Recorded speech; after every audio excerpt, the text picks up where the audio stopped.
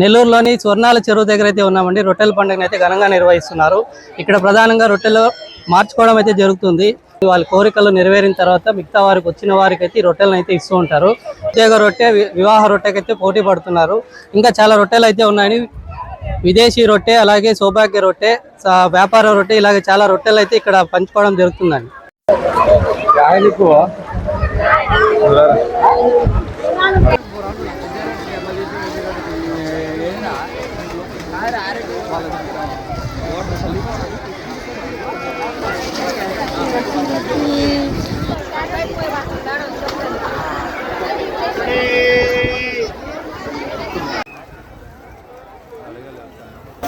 full రొట్టె